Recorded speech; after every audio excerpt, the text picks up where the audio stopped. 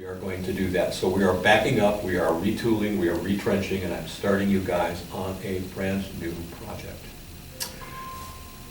That project is going to be, I'm going to hand this out to you right now. They do with my folder, that was my folder. Here it is.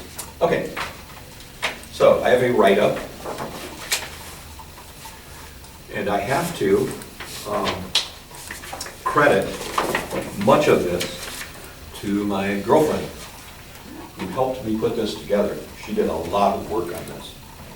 And, not to mention the fact, she's going to be your primary contact on this project. Okay, thank you. And she's a lawyer. I'm gonna hand this back to Jeff. So you guys better be on your toes, okay? Okay. So, this project, originally I had in mind doing a game project, an educational game project as it relates to environmental stuff. I decided not to do that, and I decided not to do that because after discussing it with my girlfriend over the weekend, we decided that doing a game added a whole level of complexity over the top of this, because not only did it have to entail that you guys were doing the graphics for and all the creative concepts for a game, you also had to design the game. That's a whole other complication that we just didn't need. So what I'm backing up to is I'm going to be doing something, coupling this on top of a project that I already did at MCC, but I don't know if any of you were involved in it. Were any of you involved with the Bridge Mural for Lyle Street? Joe, no? No. Okay, good, that's great, because this will be all new to you, which is what I want. Okay, so what we did was we coined this terminology for a group, and we gave it the name Blazing Star Brigade. The reason for that is Blazing Star is a native plant. And I'm going to be giving you guys a whole bunch of reference stuff for this. But what our task is, as you can see in this first thing, is we're looking for a bid for proposal. So this is something that you guys would receive from a client if you were being asked to design a campaign. Okay, we're bid for proposal, and we used to get these in the exhibit design industry. We'd get RFPs all the time, and most of the time it was on spec, which meant that unless you were given a paid proposal, which we sometimes got, very rarely, one of them was for doing, a paid proposal was one of the ones we did was for the Caterpillar Corporation in Peoria, Illinois. They wanted to have a visitor center made for them, which was going to be placed into this large, I guess you'd call it like factory building. Originally, that factory building was supposed to be a place where they were going to educate people as to how to take apart huge machinery. Things like giant bulldozers and trucks and stuff like that. Well, it had this overhead gantry crane and stuff inside of it. When we got there, it was largely unfinished. The sidewalls and the roof and all of that stuff were there, but the floor was just raw gravel. As a matter of fact, there were holes and pits in it and piles of gravel all over the place. We had to walk around in it.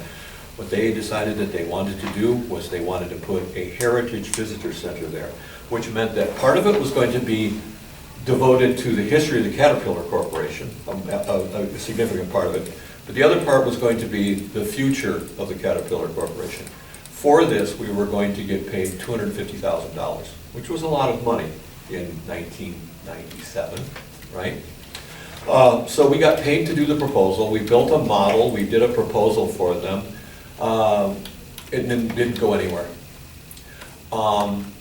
My chagrin and all of that, I was one of, like you guys, you're all going to be on this project together as a team. I was part of a team, okay? My proposal, my concept was that I wanted to have like this thing in the Future Center that was going to be a dark ride. And I thought Caterpillar, being a manufacturer of tracked vehicles and stuff, would be very easy for them to come up with a couple of these self-guided little tracked vehicle-like things, because they already made small tracked vehicles, and it would, visitors could get in this thing and it would take them through this dark ride and bring them back, right? Wouldn't even have to have a driver or anything. You could have an animation thing incorporated with it with touch screens and all of this stuff. and an audio track and everything that talked about it. It would take you out into the outside. There was an outside area adjacent to this where you could have these giant trucks and big cranes and things like that that couldn't be fit inside. You could literally go underneath these things and appear to go like you were into a quarry or something like that. The team liked my idea, but my boss shot it down. So my idea did not get incorporated into our final proposal. We didn't get the bid. Months later, I found out that they were putting it out for bid again, another paid proposal. It went to Bush Creative, which is in St. Louis, Missouri, just across the river from Peoria and down a little ways. Bush Creative is a adjunct or subsidiary of Anheuser-Busch, the beer company. It's one of the sons of Anheuser-Busch, created this firm doing exhibit design work. They got the job. Guess what they did? A dark ride. Had they taken my part of the proposal, we would have won the bid. But the rest is history. Anyway, this is how things sometimes go. Okay, so you guys are going to be working together as a team on this project. I want you to carefully read through this. You don't need to do it right now. I'm going to describe most of this to you. You can see what the project goals are here. We're going to have to decide who does what, who's going to do things, who's going to do, you know, this, that, and another thing. The first task that I'm going to set you guys to doing is to create a logo for us, for the Blazing Star Brigade. I want to see 6 concepts from you guys, each one of you, 6 concepts. And I bought you presents, okay? To encourage you to work on this. Have some. Oh, okay. Thank you so much. Thank you. You want to hand this back to Thank Joe? you. Professor Bauman, thank you so much. You're welcome. So Professor Bauman, so the first project's our logo, right? Oh. 6 logos? 6 logos. Here's some pens. Thank you. Thank Some you. pens. Professor Bauman, thank Hand you. this back to Joe. Thank you And, very much. You two divide up the pencils. Okay, perfect. You two divide up the pencils, okay? What I want you to start off with, okay? And I'm going to show you a video here in a little bit about how many concepts are too many or how many drawings are too many. This is something that I got involved with TDA. I'm only asking you for 6 sketches. I'm going to show you a video when I was a designer with the company that I worked for, Design Craftsman. We made, here we are, again, made a bid to do visitor centers for the Tennessee Valley Authority for their nuclear centers. They had 3, and Sequoia and 2 other ones located in various parts of Tennessee. We made a bid on them. We didn't get the bid, but we made such a strong second showing that they decided to give us a chance to do their hydro visitor centers. So instead of doing 3 nuclear centers, we were doing 13 hydro visitor centers.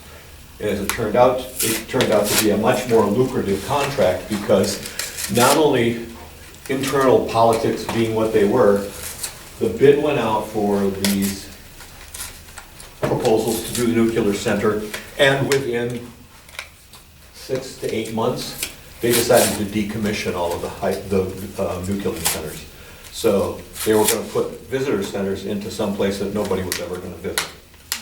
So we would have got that bid, but so what, you know?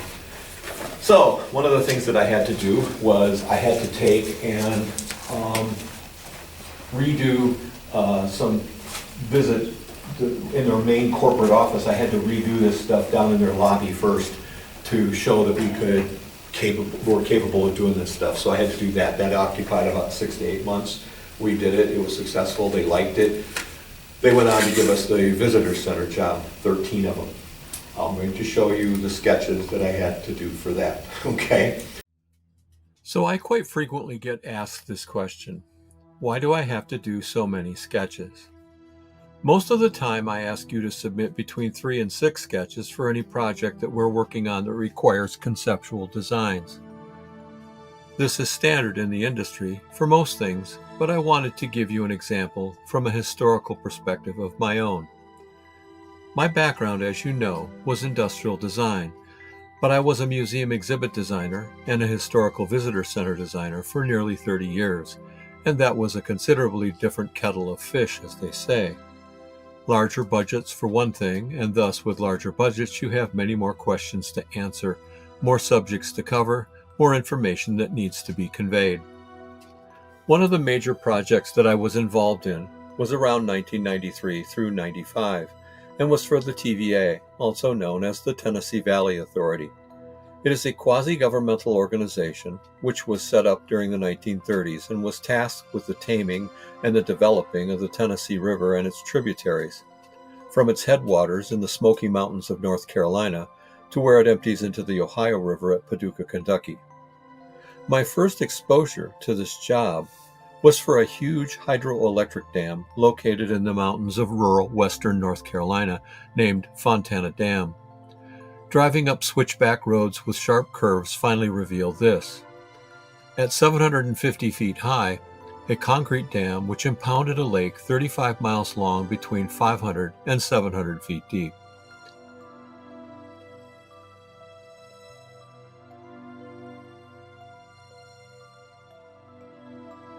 But it also required that I come to understand other dams in the system, like these low-level dams on the main channel of the river, and to convey to the visiting public what these dams were for. One other further type of hydroelectric facility wasn't a dam at all in the strictest sense of the word, but was rather a pumped-back storage facility, which also had to be included in the overall story conveyed to the public. Most people assume that dams are constructed to generate electricity. This is actually the third most important task that they are constructed for. The first two are flood control and the maintenance of a navigable channel on the river for the duration of the year. You see, the Tennessee River, like many other rivers in the eastern United States, is used for transportation. More goods are transported by water than in any other method of transportation, and being able to maintain a deep river channel is essential to do that. So, with my task cut out for me, I was ready to dig in and begin explaining to people what this first dam was all about. Right. No, first I had to do about 2 or 3 months of research to find out everything that I could about not only what goes into making a dam, running a dam, and locating a dam, but also quite a bit about the history of the area that the dam was going to be built in. As I go through these slides of my early concepts, you will see me making suggestions to the client about what these exhibits might look like. Some of them were thought out quite thoroughly, and others were simply done in about 10 minutes. What I'm doing here is what I refer to as thinking out loud. After about a month of this, I meet with the client again. Sometimes this is done in a conference room with several people. Everyone who has a stake in the overall project is brought in and allowed to offer critique. I had to meet with marketing people, historical people, operational folks, people who oversaw power generation, flood control, and navigation, even people who were local historians, and people who lived right around these dams because it was their story as well. In essence, I had a lot of people to please. Somewhere in the middle of all of this, I had to begin to explain how some of these exhibits were actually going to work, what they were going to convey to people, and how they would actually do that.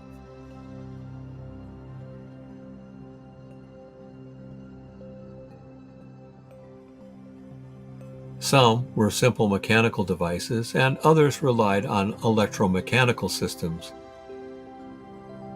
while others specialized in computer games.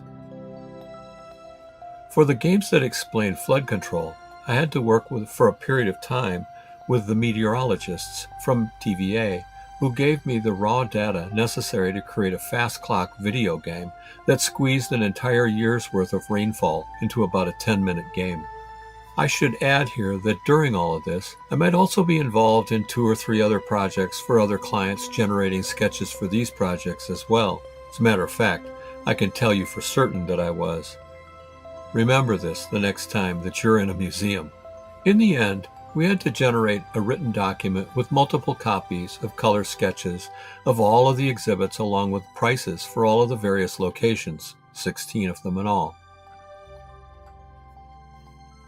This is the government after a fashion, so everything had to be put out for competitive bid, and fortunately, because I had designed the exhibits, I knew the most about the job and could convey that to our estimators.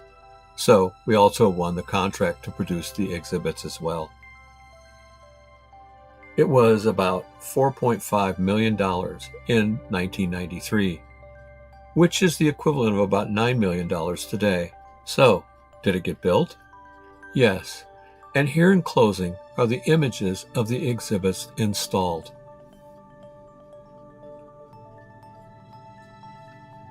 I hope you're able to see a thread of the continuity through from my sketches to what actually got built. So, when you ask, how many sketches do I need to make for this project, keep this in mind. One of my former students visited me about 6 years ago and told me that he was on a job interview within the past 2 years, and the first thing that the person interviewing him asked for was, "Where's your sketchbook?" Not his finished design, not his photos of his models or his prototype, or even his slick digital slideshow. He wanted to see a sketchbook of his rough ideas. Because sketches is how your head works, and how your head works shows whether you're capable of creating a lot of ideas. All for now. I'll see you in the next video. Anyway, I've talked your ear off about this today. You guys all have an idea about what it is that I want you to do next. Is this example? She started looking at it. Yep. Great. Now, before you scan that, go over it with black line pen so that it's nice and dark, so that when you show it to us, we know what you want, okay? Okay. So, 5 more of those and you're good. Well, Okay? you know, I was just trying to write it. I was showing an example. That's Yep. And like I said, when you get done and you got them scanned, before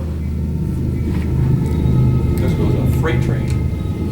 Okay? Aw, man, what is it like? Is it very industrial, you think? Yeah, it's big. It's got 2 locomotives at the beginning. So anyway, like I said, you've got the remainder of this week and all of next week, and then we'll look up, and when you're done, I'm going to say, let's make them due by Friday, Saturday, the week after. So we'll be turning your scanned version of them by the 6th or the 7th, 6th, 7th, or 8th. But you see, we have to like upload the logo like before 9th, or we have to show that in the class?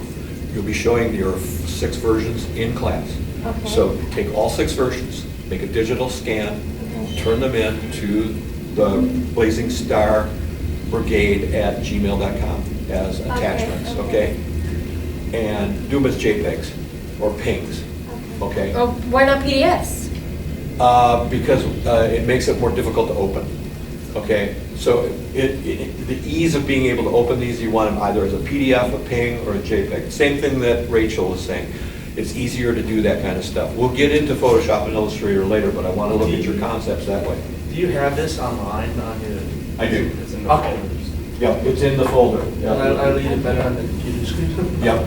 So, So we do not have to upload anything in like Google Drive, right? no, but you could probably, inside of your folder, if you want to save copies of your Okay, stuff, I would okay. recommend that you do it there. Okay. Redundancy is a good thing. Always make sure that you have multiple locations for that kind of stuff. Okay. So save it on a peripheral drive or put it into the Google Docs as, you know, the things that you send to us. So again, I want to see stuff from you guys by the 6th, 7th, or 8th. Okay? Everybody got what I want? Yes. Good. Yes. The next class? Yes. Tonight too. Yes. Okay. So you're going to send the. I will send you a link.